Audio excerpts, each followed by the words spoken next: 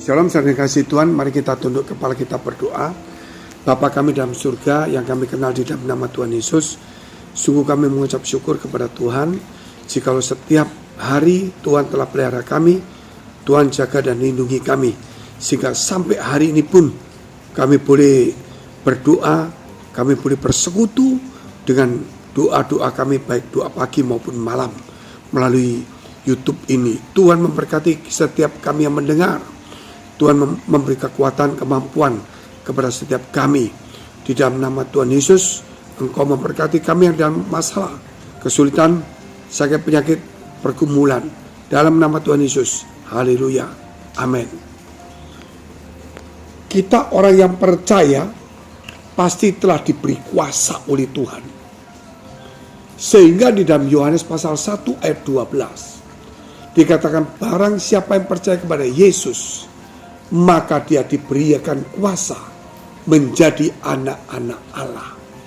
Jadi ketika kita percaya Yesus, maka kita diberi kuasa, hak istimewa, otoritas menjadi anak-anak Allah. Dari orang-orang dunia menjadi anak-anak Allah. Ini saudara, itu hak istimewa, itu sesuatu imbalan, sesuatu karunia yang terbesar yang Tuhan berikan, karena kita percaya Yesus Kristus sebagai Tuhan dan Juru Selamat. Namun demikian kemudian kuasa yang diberikan adalah mengubah kita dari orang-orang dunia menjadi anak-anak Allah. Bayangkan saudara, kalau kita diangkat oleh orang kaya sebagai anak angkat, kita diangkat oleh pejabat tinggi sebagai anak angkat, kita diangkat oleh penguasa sebagai anak angkat. Apa saudara jadinya? Terlebih kalau kita diangkat oleh pencipta langit dan bumi sebagai anak, yaitu kalau kita melihat Yesus Kristus. Oleh karena itu saudara, kita perlu menjaga, berucap syukur, berterima kasih, tidak meremehkannya, hak istimewa ini.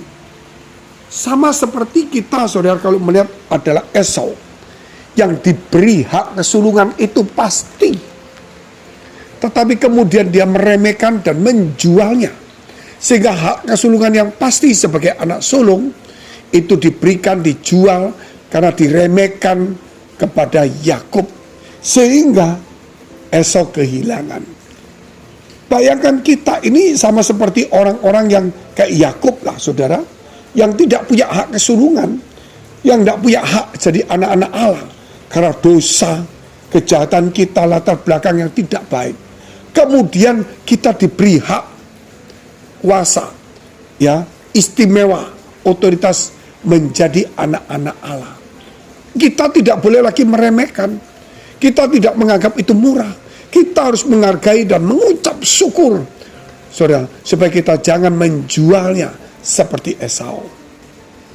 Kemudian kalau kita lihat dalam Kisah Rasul pasal 1 ayat 8, dikatakan kalau Roh Kudus turun atas kamu, maka kamu akan punya kuasa.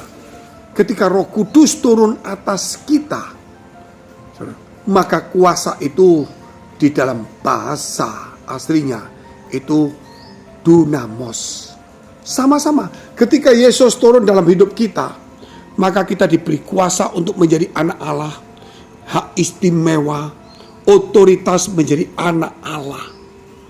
Ketika Roh Kudus turun pada kita, setelah kita percaya Yesus, maka kita diberi kuasa, saudara, bukan saja sebagai anak Allah, tapi ada peningkatan kuasa untuk bersaksi, yaitu dikatakan dunamos, yaitu kuasa yang namanya seperti menggebu-gebu, ya, menyala-nyala. Karena kata dunamos itu juga bisa diartikan dinamit, yang meledak-ledak, yang semangat, punya gairah, punya pengharapan yang tidak pernah bisa lemah. Sehingga dikatakan, janganlah hendaknya kerajinmu kendor, tetapi biarlah rohmu menyala-nyala dan layanilah Tuhan. Jadi apa yang terjadi ketika kita percaya kepada Yesus, itu kita diberi kuasa. Kuasa dalam bahasa aslinya ekosia, artinya diberi hak istimewa otoritas. Untuk apa? Mengubah status kita menjadi anak Allah, mengubah dari ciptaan lama menjadi ciptaan baru, dengan karakter-karakter Kristus, dengan cara berpikir baru, dengan iman yang kuat, punya pengharapan, punya kasih. Kemudian Roh Kudus turun kepada kita sehingga kita punya gairah, punya semangat, kita dipimpin, kita dihiburkan, dikuatkan, saudara, dan kita dimampukan. Sehingga ketika orang percaya, saudara, sebagai anak Allah, tidak selayaknya kita putus asa, kita tidak selayaknya menjadi pasif pesimis, menjadi orang yang tidak bergairah, tidak punya pengharapan. Tidak boleh. Berarti kalau kita percaya bahwa kita anak Allah, kita percaya bahwa ada Roh Kudus dalam hidup kita, bahwa kita, ini status kita adalah warga kerajaan surga. Dan tentunya kita harus punya semangat terus. Kita tidak boleh suam-suam kuku, karena suam-suam kuku akan dimuntahkan. Bahkan dikatakan, saudara, bahwa kita harus kembali kepada kasih semula, semangat yang menyala-nyala.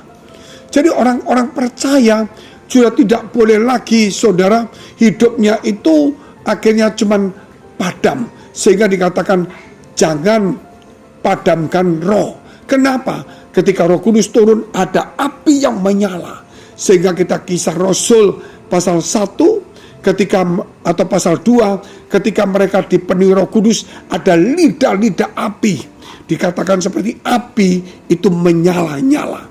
Sehingga kalau kita melihat kenapa kandil yang ada di ruang kudus, yaitu kita melihat ada 7 pelita, dan itu ada nyala lilinnya semua. Tidak boleh mati, harus dijaga. Itu menunjukkan bahwa roh kita harus menyala-nyala. Sebagai orang percaya, bukan hanya kepandaian, bukan hanya melayani, namun kita harus tetap punya semangat. Kita harus menyala-nyala, kita harus berkobar-kobar. Jangan sampai semangat kita patah.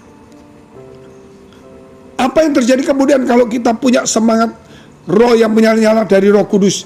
Maka persoalan, masalah, tantangan, sakit, penyakit, problem apapun juga kita sanggup mengatasinya. Bahkan kita bisa mengubahnya menjadi solusi berkat atau solusi kemenangan atau keberhasilan. Puji Tuhan, saudara yang dikasihi Tuhan. Inilah satu rahasia tentang arti kuasa, yaitu yang ketika Yesus kita percaya ada kuasa. Ketika Roh Kudus turun, kita diberi kuasa. Namun kuasa itu adalah saling mendukung. Kuasa itu saling meningkatkan kerohanian kita, sehingga kita bukan menjadi orang Kristen yang apatis, Kristen yang pasif, Kristen yang tidak proaktif. Tetapi kita yang proaktif, karena ada Roh Kudus menyertai kita. Puji Tuhan. Mari kita tunduk kepala kita berdoa. Bapa di surga, terima kasih. Kami berdoa untuk mereka dalam pergumulan yang sakit penyakit. Tuhan, tolonglah mereka. Saudara engkau dalam pergumulan, yang dalam pekerjaan, studi rumah tangga, kesehatan, maupun perjodohan. Biar hari ini Tuhan memberkati engkau. Dan engkau yang sakit tumpangan tangan bagian sakit, dalam nama Yesus menjadi sembuh. Di dalam nama Yesus terima dengan imanmu. Haleluya. Amin. Jika saudara masih membutuhkan pelayanan doa dan konseling, silakan hubungi nomor tertera di bawah ini. Tuhan Yesus memberkati.